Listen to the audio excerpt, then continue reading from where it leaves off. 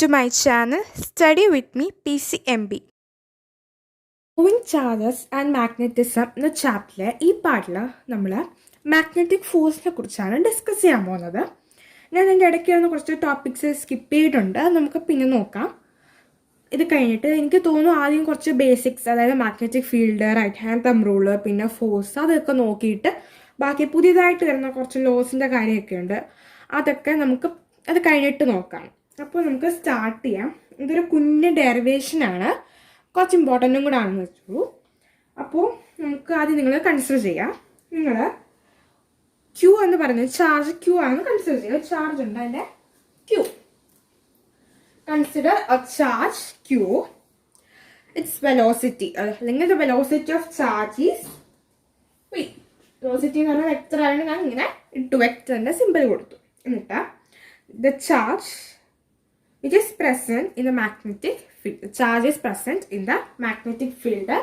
Magnetic field ഞാൻ ഇങ്ങനെ കൊടുത്തു B.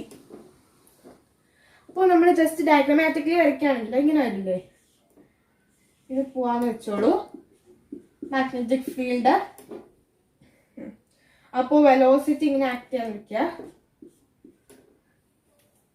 ഇങ്ങനെ വരും ഡയഗ്രാം. അപ്പോൾ ആദ്യം നമുക്ക് ഈ ഫോഴ്സിൻ്റെ മാഗ്നിറ്റ്യൂഡ് എങ്ങനെയാണ് വരുന്നതെന്ന് നോക്കാം. പിന്നെ ഞാൻ മറ്റൊരു കാര്യം പറയാം, നമുക്കത് മനസ്സിലായി. ഇത് ചാർജ്, ഇത് വെലോസിറ്റി ഓഫ് ദ ചാർജ്, ഇത് മാഗ്നറ്റിക് ഫീൽഡ്. ഇത് എവിടുത്തെ മാഗ്നറ്റിക് ഫീൽഡ്? ഈ ചാർജ് ഫ്ലോ ചെയ്യുന്നതിൻ്റെ മാഗ്നറ്റിക് ഫീൽഡ്. അപ്പോൾ നമുക്ക് ഇതിനകത്തുനിന്ന്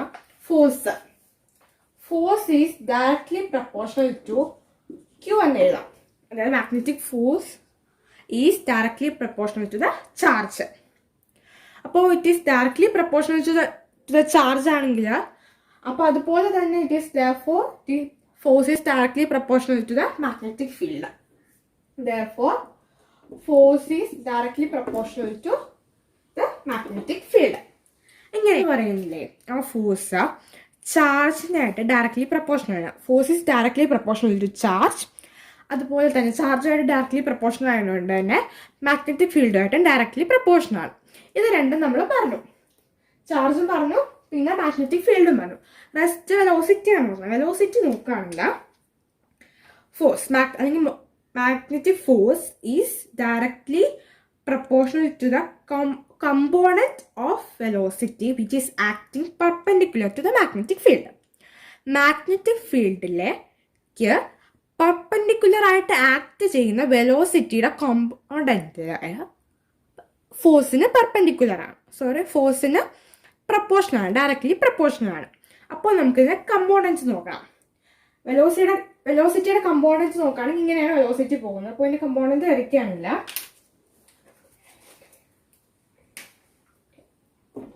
ഇവിടെ വരില്ല, ഇങ്ങനെ പോകും. ഇതിന്റെ കൂടെ തന്നെ പോകും. ഇത് കോസ് ആയിരിക്കും, ഈ കോസ് തീറ്റ. നമ്മളിവിടെ അതിന് മുമ്പ് ആംഗിൾ കൊടുക്കണം, തീറ്റ കോമ്പോണൻസ് എടുക്കാനാണ്. അപ്പോൾ ബാക്കി എങ്ങനെയാണ്, ഇവിടെ ഇങ്ങനെയായിരിക്കും സൈൻ തീറ്റയും പോകുന്നത്. ഇതിന്റെ ഈ സ്ട്രെയിറ്റ് ലൈൻ തന്നെ ആയിരിക്കും കോസ് തീറ്റ വരാം, വി കോസ് തീറ്റ. ഇവിടെ വി സൈൻ തീറ്റ വരും. അപ്പോൾ നേരത്തെ പറഞ്ഞ സ്റ്റേറ്റ്മെന്റ് നിങ്ങൾക്ക് ഓർമ്മ കാണുമല്ലോ, എഫ് ഈസ്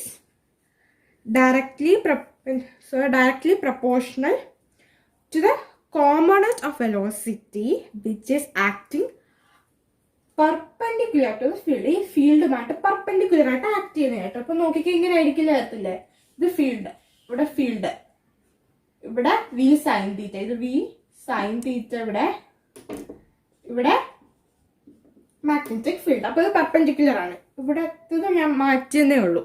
അപ്പോൾ ഏതാണ്? F is directly proportional to V sin theta. അപ്പം ഈ മൂന്ന് കാര്യങ്ങളിൽ നിന്നും, ഈ പ്രപ്പോർഷണാലിറ്റിയുടെ കാര്യങ്ങളിൽ നിന്നും നമുക്കിങ്ങനെ ലാസ്റ്റ് കൺക്ലൂഷൻ ആയിട്ട് എഴുതാമല്ലോ. അതായത് F is directly proportional to Q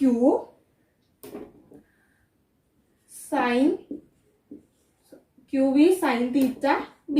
ഇങ്ങനെ എഴുതാം, QV sin theta B എന്ന് എഴുതാം. അത് കഴിഞ്ഞിട്ട് വേണമെങ്കിൽ നമുക്ക് ഈ V sin theta Bക്ക് നമുക്ക് ഇങ്ങനെ എഴുതാമല്ലോ. അതായത് ക്രോസ് പ്രോഡക്റ്റ് അവിടെ അപ്ലൈ ചെയ്യാന്ന് വെച്ചാൽ V vector cross B vector, രണ്ട് വെക്ടർ ക്വാണ്ടിറ്റീസ് ആണ്. അപ്പൊ അങ്ങനെ എഴുതാം. അപ്പൊ അത് നമുക്ക് ഇവിടെ അപ്ലൈ ചെയ്ത് കൊടുക്കാം. അപ്ലൈ ചെയ്ത് കൊടുക്കാന്ന് വെച്ചാൽ F is directly proportional to Q into B vector cross B vector. ഇങ്ങനെ നമുക്കിവിടെ അപ്ലൈ ചെയ്ത് കൊടുക്കാം. അപ്പോൾ ഇവിടെ ഒരു പ്രൊപ്പോർഷണാലിറ്റി സൈൻ ഉണ്ട്. അപ്പോൾ ആ പ്രൊപ്പോർഷണാലിറ്റി സൈൻ മാറ്റാനായിട്ട് നമ്മൾ സാധാ ചെയ്യുന്ന പോലെ ഒരു കോൺസ്റ്റന്റിനെ കൊണ്ടുവരാം. ഒരു കോൺസ്റ്റന്റിനെ കൊണ്ടുവന്നു, അത് K. F equal to K Q B cross B എന്ന ഇക്വേഷൻ കിട്ടി. പിന്നെ മറ്റൊരു കാര്യം, കെ എപ്പോഴും മിക്കവാറും കെ 1 ആയിരിക്കും. കെ 1 ആണെങ്കിൽ ഞാനിത് ഇങ്ങോട്ട് എഴുതാണ്.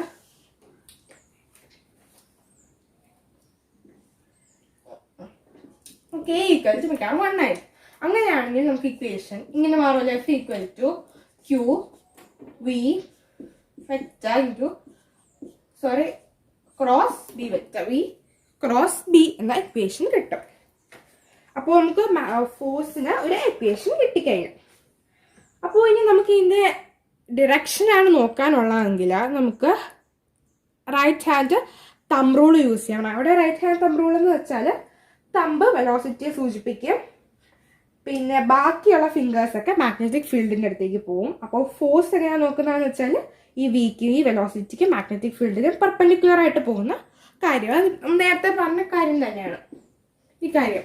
അതായത് നമ്മൾ തമ്പ് വെലോസിറ്റിക്ക് കൊടുക്കും, ബാക്കി ഫിംഗേഴ്സ് ഫീൽഡിലേക്ക് പോകും.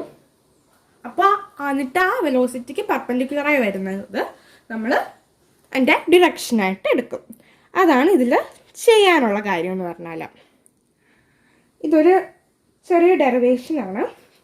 പിന്നെ ഇനി ബാക്കി നമുക്ക് ഇതിൻ്റെ കുറച്ച് സ്പെഷ്യൽ കേസസ് നോക്കാം. അപ്പം ഞാൻ റബ്ബ് ചെയ്തിട്ട് കുറച്ച് സ്പെഷ്യൽ കേസസ് നോക്കാം ആ ഇക്വേഷൻ്റെ.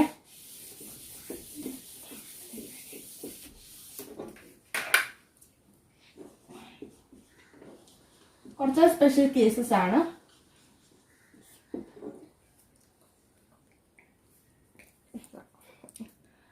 അപ്പോൾ നിങ്ങൾക്ക് ആ ഫോർമുല അറിയാം, ഞാൻ ഒന്നും കൂടെ എഴുതാം. F equal to Q B vector into cross B vector. ഇവിടെ ഞാൻ ഈ ക്രോസ് മാറ്റാണ് സ്പെഷ്യൽ കേസസിനായിട്ട്. അതായത് ഞാൻ ഇങ്ങനെ എഴുതുവാണ്, B equal to Q B sine theta B. അവിടെ വെക്ടർ കൊടുക്കുക. അങ്ങനെ നമുക്ക് ഇക്വേഷനെ ഇങ്ങനെ മാറ്റി എഴുതാം.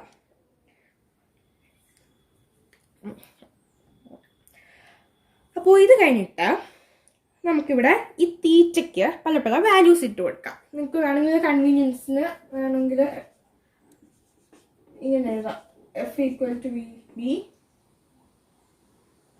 V sine theta, F equal to Q V B sine theta. അപ്പോൾ സൈൻ തീറ്റ ഒരു ലാസ്റ്റ് പോയി, അപ്പോൾ കുറച്ചും കൂടെ കാണാൻ എളുപ്പമായിരിക്കും. അപ്പോൾ നമുക്കിവിടെ തീറ്റയ്ക്ക് കുറേ ആംഗിൾസ് ഇട്ട് നോക്കാം. നമുക്ക് ഫസ്റ്റ് കേസിൽ തീറ്റയ്ക്ക് 0 ഇട്ട് കൊടുക്കാം. ഇഫ് തീറ്റ ഈക്വൽ ടു 0 അല്ലെങ്കിൽ or 180 degree, 0 degree or 180 degree, F എന്തായിരിക്കും? ഇനി മാഗ്നറ്റിക് ഫോഴ്സിന്റെ വാല്യൂ എന്തായിരിക്കും എന്ന് ചോദിച്ചാൽ of coursely F equal to 0. അതായത് ഈ equation F equal to Q B B sine 0 degree അല്ലെങ്കിൽ സൈൻ 180 ഡിഗ്രി എന്ന് വരികയാണെങ്കിൽ സൈൻ 0ന്റെ വാല്യൂ നിങ്ങൾക്കറിയാം. അപ്പോൾ അതെന്താണ്? ഫുൾ ഇതെല്ലാം മൾട്ടിപ്ലിക്കേഷൻ ആണ്. എഫ് ഈക്വൽ ടു 0 എന്ന് വരും. നെക്സ്റ്റ് കേസ് നോക്കാം. സെക്കൻഡ് കേസിൽ നമുക്ക് ഇവിടെ തീറ്റയ്ക്ക് 90 ഡിഗ്രി ഇട്ട് കൊടുക്കാം. Theta equal to 90 degree. ഇതൊരു കേസ്. സെക്കൻഡ് കേസിൽ theta equal to 90 degree. Theta equal to 90 degree എന്ന് പറയുമ്പോൾ ഇപ്പോൾ ഈ ഇക്വേഷനിൽ നമുക്ക് ഇവിടെ ഇങ്ങനെ കൊടുക്കാം. F equal to Q V B sine 90 degree. Sine 90 ഡിഗ്രിയുടെ വാല്യൂ എന്താണ്? 1. അപ്പോൾ എങ്ങനെയായിരുന്നു equation? F equal to Q V B. അത് മാത്രം നമുക്കിവിടെ സബ്സ്റ്റിറ്റ്യൂട്ട് ചെയ്ത് കൊടുത്ത് ചെയ്യാം. ഇത് മൾട്ടിപ്പിൾ ചോയ്സിനൊക്കെ വരുമ്പോൾ നിങ്ങൾക്ക് പെട്ടെന്ന് ചെയ്യാനാണ് പറയുന്നത്. കുറച്ച് സ്പെഷ്യൽ കേസസ് ആണ് നമ്മൾ ഡിസ്കസ് ചെയ്യുന്നത്. നെക്സ്റ്റ് തേർഡ് കേസ് നോക്കാം. തേർഡ് കേസ്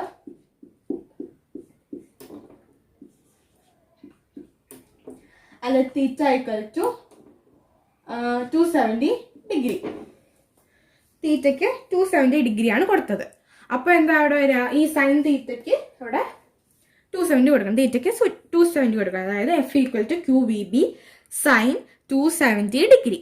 അപ്പോൾ എങ്ങനെ ഇക്വേഷൻ മാറും? അവിടെ മൈനസ് ഉണ്ടല്ലോ, അതായത് സൈൻ 120യുടെ വാല്യൂ. അപ്പോൾ എഫ് ഈക്വൽ ടു മൈനസ് ഇത് തന്നെ മൈനസ് ക്യൂ വി ബി.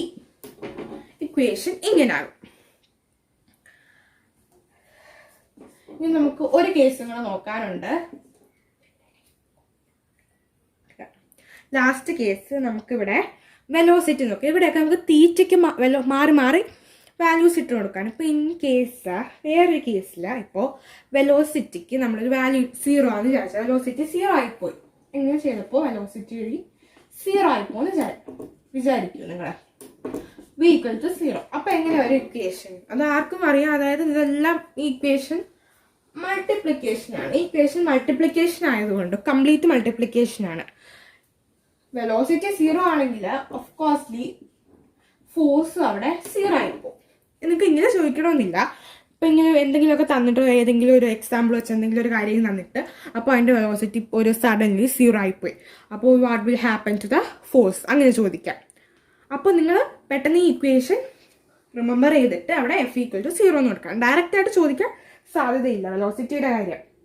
കാരണം നിങ്ങൾക്കറിയാം ഇതെല്ലാം മൾട്ടിപ്ലിക്കേഷനാണ്. അപ്പോൾ എന്തായാലും ഒരു സാധനം 0 ആയി പോവുകയാണെങ്കിൽ ഏതെങ്കിലും ഇതിലുള്ള ഏതെങ്കിലും ഒരു കോമ്പോണൻറ്റ് 0 പോവുകയാണെങ്കിൽ ഫൈനൽ സൈഡിലോ ലെഫ്റ്റ് സൈഡിലുള്ളത് 0 ആയിരിക്കും.